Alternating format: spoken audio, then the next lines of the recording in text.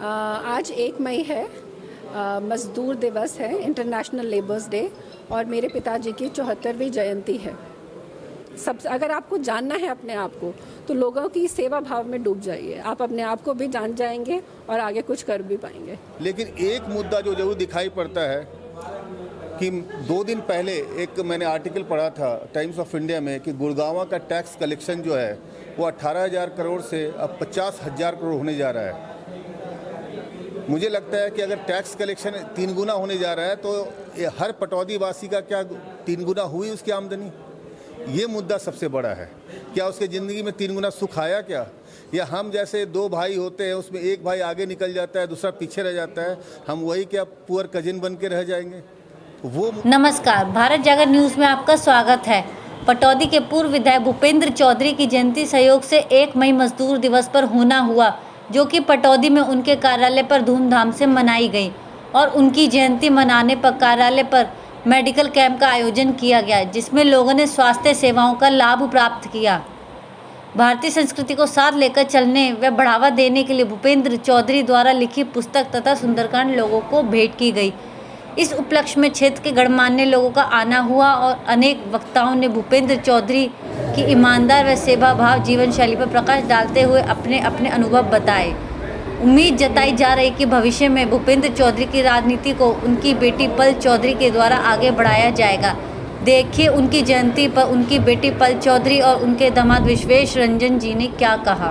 आज 1 मई है, मज़दूर दिवस है, इंटरनेशनल लेबर्स डे, और मेरे पिताजी की 74वीं जयंती है। इस अवसर पर हमने उनका आशीर्वाद लेते हुए सोचा है कि लोगों की सेवा में आगे बढ़ेंगे आज के दिन। ये आज एक बहुत दुखद स्थिति है कि मेरे पिताजी मेरे साथ नहीं है। ऐसा कभी भी नहीं हुआ कि मैं पटौदी आई हूँ और उनका आशीर्वाद लिए बिना मैं आगे बढ़ी हूँ। पर जब पीछे मुड़ के देखती हूँ तो लोगों को देखती हूँ तो लगता है कि ये सारे लोग उनके थ्रू मुझे आशीर्वाद दे रहे हैं कि मैं आगे बढ़ूँ और जनता की सेवा करूँ। जो हेल्थ कैंप लगाया गया है, इसमें कौन-कौन से डॉक्टर आए हैं और किस किस तरह के मरीजों को इससे मदद मिलेगी? आज हमने सभी प्रकार के डॉक्टरों को बुलाया है। नीरू जी जो यहाँ की सीएमओ हैं, उन्होंने बहुत मदद की है। नेत्र के डॉक्टर, पीडियाट्रिशियन, बच्चों के डॉक्टर, गायनेकोलॉजिस्ट और सभी तरह के हेल्थ चेकअप, ब्लड शुगर वगैरह और जनरल फिजिशियन, सभी डॉक्टर्स अवेलेबल हैं।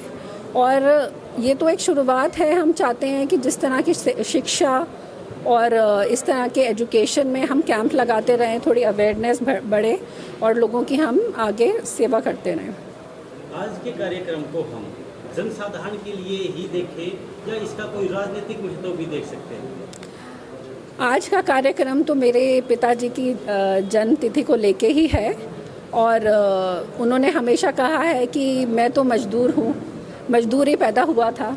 आज के दिन उनका जन्मदिन है तो ये एक सेवा भाव का कार्यक्रम है। आगे के बारे में मैंने कुछ सोचा नहीं है। जिस तरह से जिस तरह से लोग साथ देंगे उस तरह से हम आगे बढ़ते जाएंगे। जहाँ तक कंधे से कंधे मिलाने की बात है तो आपको पता है हमारे शास्त्रों में कहा गया है कि पति और पत्नी जो है अर्धांगिनी होते हैं एक दूसरे के। तो वो तो चाहे मैं एक कदम लूँ या वो एक कदम कहीं भी लेती है ज़िंदगी में तो हमारा रिश्ता जुड़ा हुआ है। राजनीति को जैसा हमारे चौधरी साहब, फादर साहब ने जिस तरीके से किया है, आपको पता है इसको हम लोग पूर्णतया सेवा भाव की तरह लेते हैं। जो हमारी पर्ल की छोटी सिस्टर है या हमारे सारू जी हैं या मेरा जो ब्रदर इन लॉ है यश, हम सब लोगों ने, डैडी ने कहा कि बेटे आप मेहनत करो और मेहनत करके चीज़ों को लेके आओ। और हम यहाँ पे राजनीति जिसको हम बोलते हैं, हमें लगता है राजनीति का जो भाव चलता है, जो जिस तरीके से आप देखिएगा, ऐसी नीति जिससे राज मिले लोग। और हमेशा जब मैं देखता हूँ लोगों को, उनको लगता है राज मिल जाएगा तो पता नहीं क्या हो जाएगा। डैडी ने जो सिखाया है हमें, और जितना हमारी शादी के 18 साल हो गए हैं, हाँ, डैडी ने ही बोला है कि बेटे ये जिम्मेदारी है और आपको सेवा करनी है, और हमने उनको हमेशा सेवा करते देखा है। तो राजनीति हमारे लिए तो सेवा भाव की बात है, सिर्फ राज से नहीं है। राज मिलना या नहीं मिलना, ताज मिलना नहीं मिलना जनता का काम हो सकता है, हमारा काम सेवा करना है। और आज मजदूर दिवस, एक छोटी सी बात कहना चाहूँगा कि डैडी हमेशा से बोलते थे कि तो कुदरत ने निश्चय किया कि मैं मज़दूर रहूं, और आज मज़दूर दिवस को जो उनका जन्म हुआ है 1949 में, बोले तो कुदरत ने भेजा है मज़दूरी करने के लिए, और उन्हीं से ये सीख ले करके हम पूरे परिवार जो है मज़दूरी करते रहेंगे। लोग उसको राजनीति कहे, हम तो उसको सेवा और अपनी जिम्मेदारी मानते हैं। पटौदी की राजनीति में क्या कुछ मुद्दे आपको दिखाई दे रहे हैं जिन पर आप काम करके इस सत्ता को हासिल कर सकते हैं? ये बड़ा मुश्किल सवाल है, क्योंकि लगता है कि सब कुछ तो अभी खुला हुआ है। मुद्दे अब किसको हो सकता है, एक मुद्दा जो पटौदी गांव का हो या पटौदी शहर का हो वो जनौला गांव का नहीं हो। सब आदमी, सब लोगों के अलग अलग मुद्दे हैं, लेकिन एक मुद्दा जो जरूर दिखाई पड़ता है कि 2 दिन पहले एक मैंने आर्टिकल पढ़ा था टाइम्स ऑफ इंडिया में कि गुड़गांव का टैक्स कलेक्शन जो है वो 18,000 करोड़ से अब 50,000 करोड़ होने जा रहा है। मुझे लगता है कि अगर टैक्स कलेक्शन 3 गुना होने जा रहा है तो हर पटौदी वासी का क्या 3 गुना हुई उसकी आमदनी? ये मुद्दा सबसे बड़ा है। क्या उसके ज़िंदगी में 3 गुना सुख आया क्या? या हम जैसे 2 भाई होते हैं, उसमें एक भाई आगे निकल जाता है, दूसरा पीछे रह जाता है, हम वही क्या पुअर कजिन बन के रह जाएंगे? वो मुद्दा मुझे लगता है। तो मुद्दे ऐसे हैं, लोगों से मिलेंगे, हर आदमी के अलग अलग मुद्दे हैं। किसी के यहाँ बीमारी का मुद्दा है, किसी के यहाँ शिक्षा का मुद्दा है, रोजगार का मुद्दा है। तो मुद्दे तो इतने सारे हैं कि जिसको आज मैं अगर कुछ बोलूँ तो वो हमारे मुद्दे हो जाएंगे। मुझे लगता है जनता के मुद्दे जनता से बीच से निकल कर के आएंगे, उनको देखना पड़ेगा, क्योंकि हर का मुद्दा उसके लिए सबसे महत्वपूर्ण है।